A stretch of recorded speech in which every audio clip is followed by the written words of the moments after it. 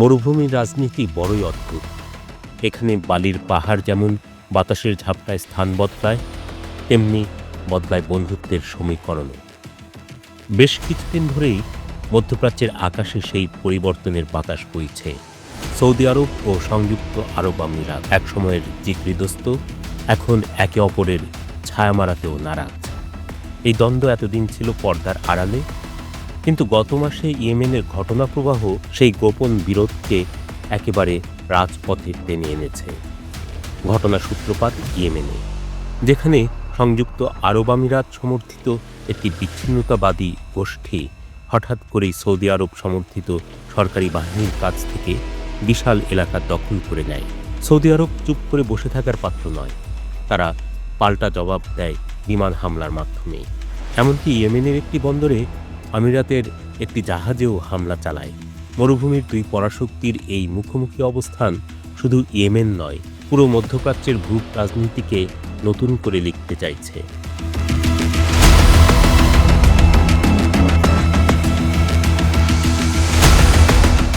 2022 সাল থেকে ইয়েমেনে এক ধরনের নড়বড়ে যুদ্ধবিরতি চলছে।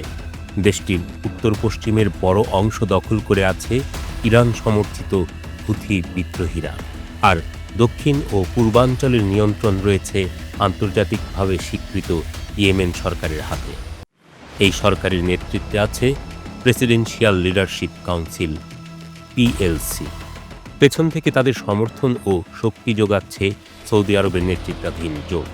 কিন্তু সমস্যা হলো, পিএলসি কোনো একান্নবর্তী পরিবারের মতো সুখে শান্তিতে নেই। ভেতরেই চলছে উপদলীয় কামড়াকামড়ি। এই উপদলগুলোর মধ্যে সবচেয়ে শক্তিশালী ও ঝামেলাপূর্ণ শক্তিটির নাম সাউদার্ন ট্রানজিশনাল কাউন্সিল, এসটিসি। এদের গডফাদার সংযুক্ত আরব আমিরাত। এসটিসি দক্ষিণ ইয়েমেনের উপকূলীয় এলাকার বড় একটি অংশ নিয়ন্ত্রণ করে। তাদের স্বপ্ন সাবেক ইয়েমেনের আদলে একটি স্বাধীন রাষ্ট্র গঠন। কিন্তু সৌদি আরবের কাছে এই স্বপ্ন এক দুঃস্বপ্ন। তারা ইয়েমেনের অখণ্ডতা চায়। ঘরের পাশেই আরেকটি নতুন রাষ্ট্র তা সৌদি আরব কোনোভাবেই মেনে নিতে রাজি নয়। এই স্ববিরোধিতা পিএলসির জন্মলগ্ন থেকেই ছিল। কিন্তু গত বছরের ডিসেম্বরের শুরুতে এসটিসি হঠাৎ করেই ধৈর্যের বাঁধ ভেঙে এক ঝটিকা সামরিক অভিযান শুরু করে।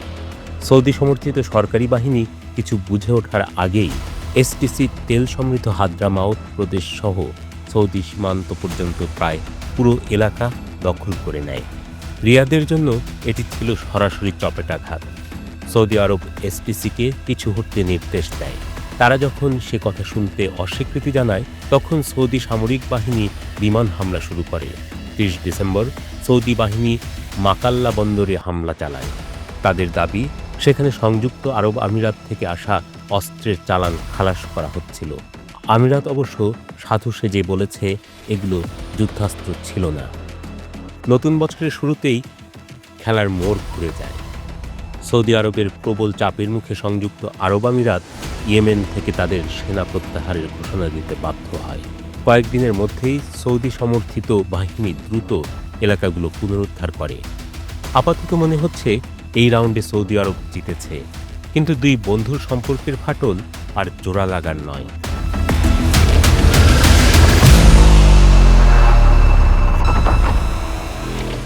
ইয়েমেনের এই সংঘাত সৌদি যুবরাজ মোহাম্মদ বিন সালমান এমবিএস এবং আমিরাতের প্রেসিডেন্ট মোহাম্মদ বিন জায়েদ এমবিজেড এর মধ্যকার গভীর দ্বন্দ্বকে সবার সামনে উন্মুক্ত করে দিয়েছে।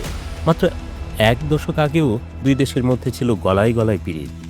2015 সালে ইয়েমেনে হুথিদের বিরুদ্ধে সৌদি নেতৃত্বাধীন যুদ্ধে আমিরাত ছিল প্রধান সহযোগী।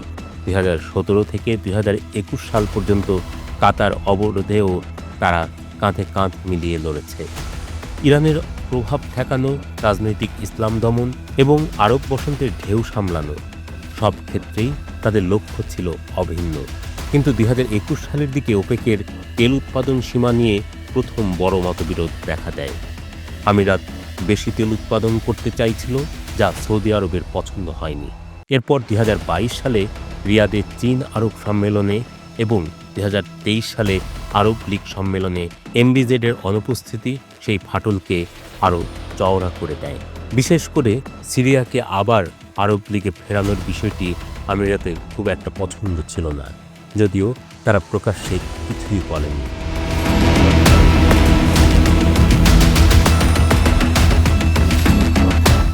এই দ্বন্দ্বের পেছনে শুধু রাজনীতি নয়, অর্থনীতিও বড় ফ্যাক্টর।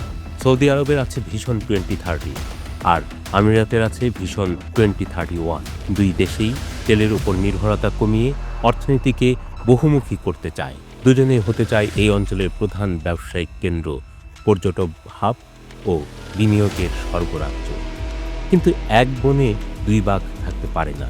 সংঘাতের সবচেয়ে বড় কারণ অবশ্য তাদের ভিন্ন পররাষ্ট্রনীতি। গত এক দশকে সংযুক্ত আরব আমিরাত মধ্যপ্রাচ্য ও আফ্রিকা জুড়ে বিভিন্ন বেসরকারি মিলিশিয়া গড়ে তুলেছে। ইয়েমেন থেকে সুদান এমনকি সোমালিয়া পর্যন্ত তারা স্থানীয় গোষ্ঠীগুলোকে অস্ত্র ও অর্থ দিয়ে নিজেদের প্রভাব বলয় তৈরি করেছে। সৌদি আরব বিষয়টিকে দেখছে সরাসরি নিরাপত্তা হুমকি হিসেবে। লোহিত সাগরের ওপারে সুদানেও দুই দেশের অবস্থান সম্পূর্ণ বিপরীত। সেখানে আমিরাত সমর্থন দিচ্ছে র্যাপিড সাপোর্ট ফোর্সেস নামের একটি আধা সামরিক বাহিনীকে, যারা 2023 সাল থেকে সুদানের সেনাবাহিনীর বিরুদ্ধে রক্তক্ষয়ী গৃহযুদ্ধে লিপ্ত। অথচ সুদানের সেনাবাহিনীর সঙ্গে সৌদি আরবের সম্পর্ক বেশ ভালো। সোমালিয়াতেও দুই দেশের পথ আলাদা। 2024 সালের ডিসেম্বরে ইসরায়েল যখন সোমালিল্যান্ডকে স্বাধীন দেশ হিসেবে স্বীকৃতি দেয়, তখন সৌদি আরব সহ 20টি আরব ও মুসলিম দেশ এর তীব্র নিন্দা জানায়। কিন্তু সেই বিবৃতিতে সংযুক্ত আরব আমিরাতের নাম ছিল না।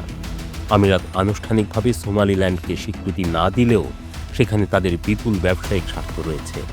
দুবাই ভিত্তিক ডিপি ওয়ার্ল্ড বারবেরা বন্দরে প্রায় $450 মিলিয়ন বিনিয়োগ করেছে। শুধু তাই নয়, সেখানে সামরিক ঘাঁটি নির্মাণ ও নিরাপত্তা বাহিনীকে প্রশিক্ষণ দেওয়ার চুক্তিও করেছে তারা।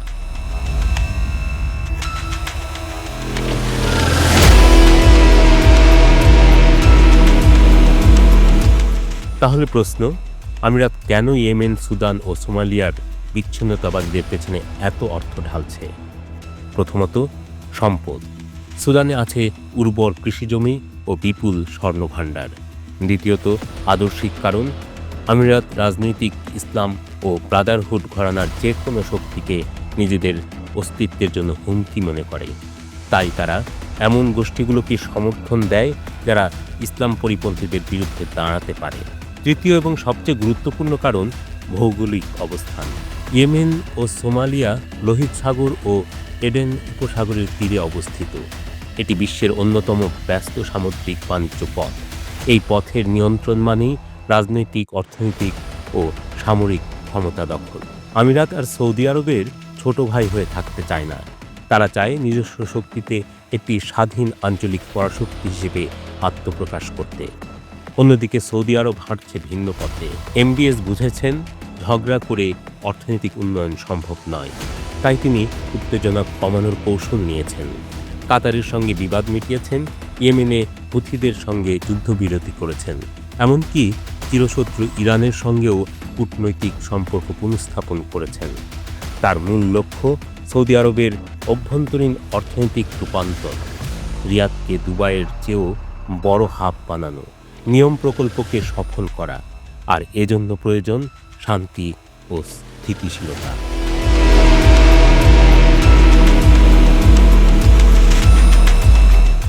ইয়েমেনে আমিরাতের সেনা প্রত্যাহার এবং সৌদি আরবের আলোচনার আহ্বান ইঙ্গিত দিচ্ছে এই মুহূর্তে কোনো পক্ষই সরাসরি যুদ্ধে যেতে চায় না। তবে দুই দেশের মধ্যকার ফাটল এখন ওপেন সিক্রেট। স্বার্থের সংঘাত ও ভিন্নমুখী জাতীয় কৌশল মধ্যপ্রাচ্যের ভূ রাজনীতিকে নতুন করে সাজিয়ে দিতে পারে, আর সেই পরিবর্তনের ঝাপটা থেকে কেউই নিরাপদ নয়।